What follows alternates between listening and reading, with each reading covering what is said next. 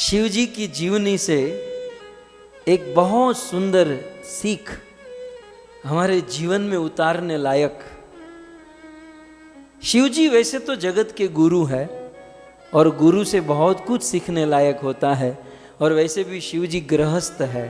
एक दृष्टि से देखा जाए तो शिव जी से ज्यादा दुखी कौन होगा, क्योंकि शिव जी हमारे जैसे गृहस्थ है, ठीक है, पत्नी बच्चे वाले आदमी है, और शिव जी की गृहस्थी में इतना उत्पात होता होगा, आप कल्पना कर सकते हैं। शिव जी का वाहन है नंदी, ठीक है, बैल, नंदी बैल। शिव जी का वाहन है नंदी। शिव जी जब भी घर पर आते हैं तो नंदी को पार्किंग में पार्क करते हैं और फिर अंदर जाते हैं। तो शिव जी का वाहन नंदी है और नंदी को पार्किंग में पार्क करके वो अंदर जाते हैं। तब तक तो भवानी माता आती हैं, पार्वती माता, और पार्वती का वाहन क्या है? शेर, सिंह वाहिनी। और पार्वती अपने शेर को पार्किंग में वही बगल में पार्क करती और अंदर जाती हैं। आने पछी डोला काटे वालो सिंह बैल ऊपर, वो सिंह जो है वो बैल के ऊपर डोला आंखें फाड़ के देखते हैं, अब खा जाऊं, अब खा जाऊं। और नंदी दौड़कर शिव जी के पास शिकायत लेकर, महादेव महादेव, वो मुझे खुन्नस से देख रहा है, वो कहीं मुझे मार न दे, कहीं मुझे अब उस दो में वेर भाव। अब इतने से काम खत्म नहीं हुआ। शिव जी के गले में है सर्प, सांप, और तब तक कार्तिकेय शिव जी के पास आता है खेलने के लिए, और कार्तिकेय का वाहन है मोर। मोर जो है वो सांप को खा जाता है। तो शिव जी के गले का जो सांप है वो रात दिन शिव जी से कंप्लेंट करता है कि आपके बेटे का जो वाहन है ना मोर, वो हमेशा मेरे पीछे लगा रहता है मुझे खाने के लिए। अब नंदी कंप्लेंट करता है कि वो सिंह मुझे खाना चाहता है, वो सांप कंप्लेंट करता है कि वो मोर मुझे खा। तब तक तो गणेश जी आ जाते हैं। गणेश जी का वाहन है चूहा, मूषक, और चूहे का काल होता है सांप। सांप जो होता है ना वो चूहे को खा जाता है। शिव जी के गले में सांप है, गणेश जी का वाहन चूहा। तो गणेश जी कंप्लेंट लेकर आते, पिताजी आपके सांप को बोलो मेरे चूहे के सामने न देखे, आपका सांप मेरे चूहे के सामने देख रहा है। अब देखो, वहां से पार्वती कंप्लेंट करती हैं, वहां से नंदी, वहां से मोर, वहां से कार्तिकेय। भारत के एक कवि ने एक उत्प्रेक्षा करके लिखा कि चारों ओर से घर के इस कलह से परेशान होकर शिव जी ने विष पी लिया। बोले ऐसी जीवन जीने से तो अच्छा है मैं विष पीकर मर जाऊं। खैर ये तो कवि की एक हास्य विनोद है। बाकी हमें जो सीखना है शिव जी से, कि एक दृष्टि से शिव जी की घर गृहस्थी में कोई बैलेंस नहीं है।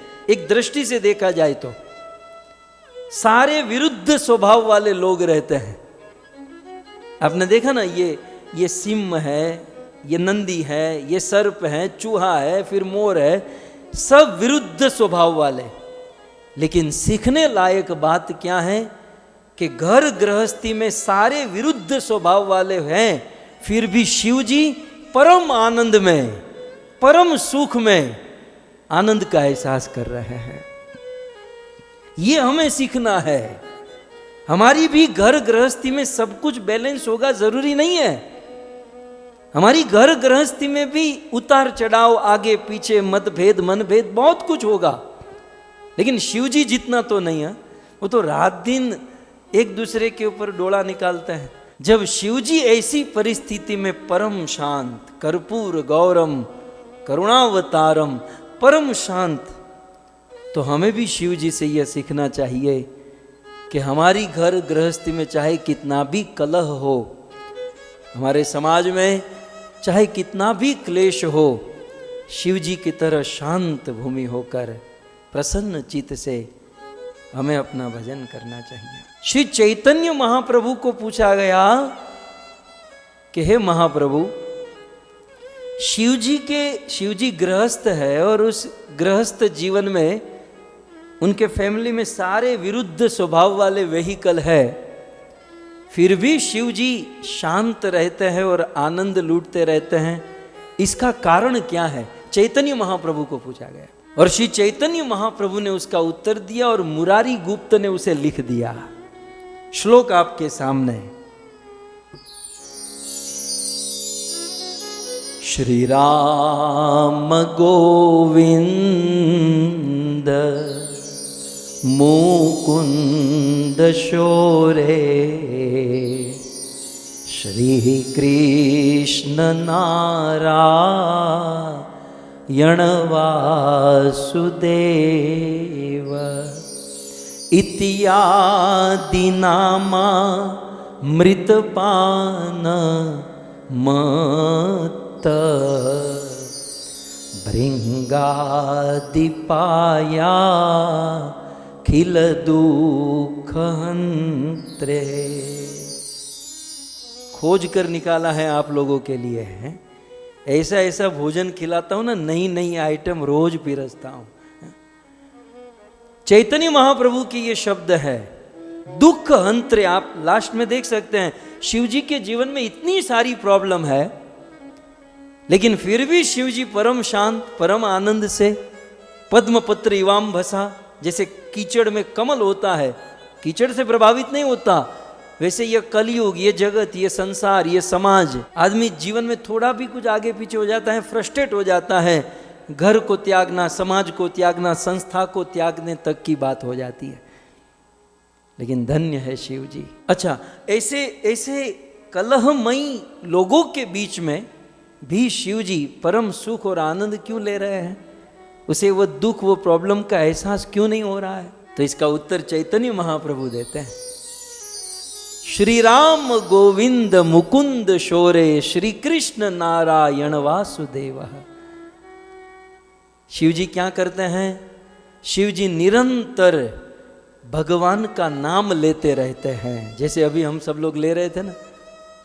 शिव जी निरंतर श्री राम गोविंद मुकुंद शौर्य श्री कृष्ण नारायण वासुदेव, कृष्ण के इस प्रकार के मुख्य नाम, नित्य नाम, विशुद्ध नाम को इत्यादि नामा मृतपान मत्त, भगवान श्री कृष्ण के इन नाम को निरंतर जाप करते हैं और इस हरि नाम के जाप से कहते हैं इस नाम के अमृत का पान करके मतवाले हो जाते हैं। किस प्रकार से मतवाले हो जाते हैं? कहते हैं भृंगादि पाया, जैसे भृंग, जैसे मधुकर होता है, कमल की पराग रज में बड़ा आसक्त होता है। वे कमल की पराग को बड़े बड़े रसमयी तरीके से उसे ग्रहण करता है। कभी कभी सूर्यास्त होना होता है, वो कमल बंद हो जाएगा, निकल नहीं पाएगा, प्राण तक छूट जाएंगे, फिर भी परवाह नहीं करता। वो कमल की पराग में इतना आसक्त होता है, मदमस्त होता है कि उसे आजू बाजू की परिस्थिति और दुख का कोई ज्ञान नहीं रहता। तो राम गोविंद मुकुंद शौर्य कृष्ण नारायण वासुदेव इत्यादि नाम अमृत, ऐसे नाम अमृत का पान करके शिवजी मदमस्त हो जाते हैं, मतवाले हो जाते हैं। और फिर जब 2-3 बोतल आदमी पी लेता है ना, तो बाहर क्या होता है पता ही नहीं चलता। ये इसमें से कुछ लोगों का अनुभव है।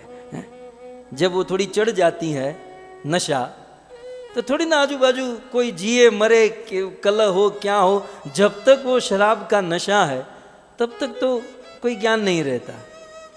लेकिन शराब का नशा तो एक रात में उतर जाता है, हरिनाम का नशा जन्म जन्मांतर तक रह जाता है।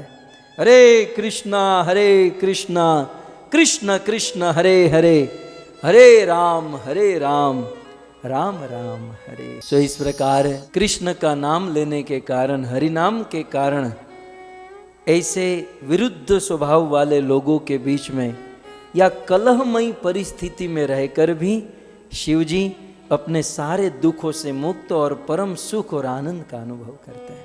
और स्वयं ही सुखी नहीं होते, अपने फैमिली को, अपने परिवार को, अपनी पत्नी को भी बड़ा आनंद देते हैं।